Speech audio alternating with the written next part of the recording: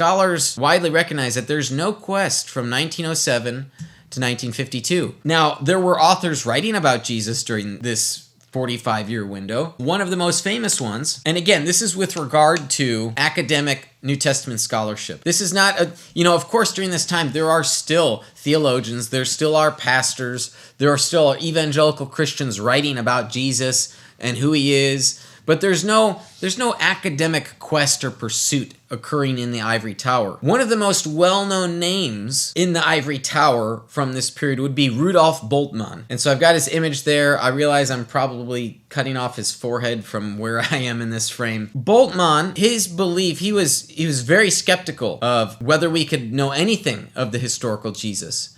And maybe that also explains why that there was little to no quest occurring, because one of the most prominent figures basically says we can't know anything, so why even waste our time on this exploration? So he wrote, "We can know almost nothing concerning the life and personality of Jesus." So no quest happening here. But then, one of his students, Ernst Käsemann, puts out a lecture, and so I'll talk about that lecture here momentarily. So he was sort of a figurehead that spearheaded the second quest. But one thing that was of great value to come out of the second quest was that scholars realized, hey, we need to have a set of criteria for determining what we think is historically authentic and what is not. And so this, I think, did help the discussion for improving the conversation between New Testament scholars so that they could communicate more clearly to each other. They could have a fair dialogue. They could build bridges and understand one another. Now, there's been refinement of the criteria, which has been good, but it was a great start. It's a good start to realize, hey, these sorts of things are the hallmarks that you look for. These are the hints and clues that you look for when you want to consider whether something is authentic or genuine, and not, say, a forgery or embellishment. So let's talk about Ernst Käsemann. Well, in 1953, he had this public lecture that was titled The Problem of the Historical Jesus.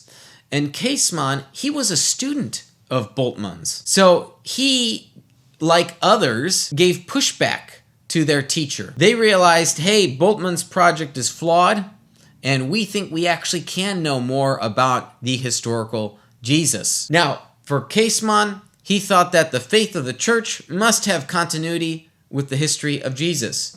It was his belief that if you held to Bultmann's views or even the views of the first quest, that this would ultimately lead to Docetism.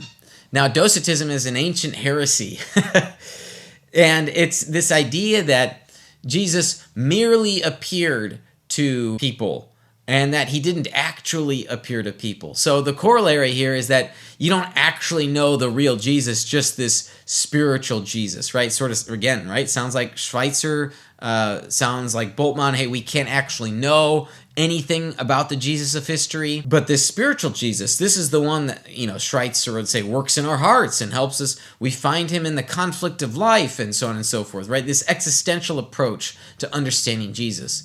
Now, don't get me wrong. I think that there is existential value here. We do meet Jesus in our trials.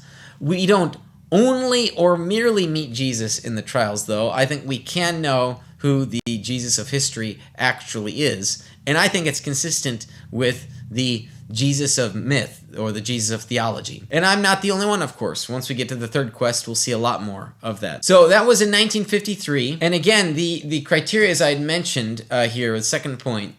So scholars created this method of determining authenticity. For example, the criterion of dissimilarity, the criterion of embarrassment, the criterion of multiple attestation. So something would be, for example, more likely to be true if there were multiple sources, and multiple independent sources, of course, would be stronger. So what is the independent material in those sources? You do see that, for example, with the Gospels. You have 4 sources for the life of Jesus. 4 sources from the 1st century. And that's, of course, of great value when you think of historical antiquity. And when we want to learn about the life of anybody else, let's compare the sources we have for Jesus for the sources of those other people. So if we're doing this apples to apples apples to apples comparison, not apples to oranges. If we're doing an apples to apples comparison with historical methodology, then you're going to see that Jesus far and away exceeds facts and things we can know, even probabilistically speaking, compared to other figures from history.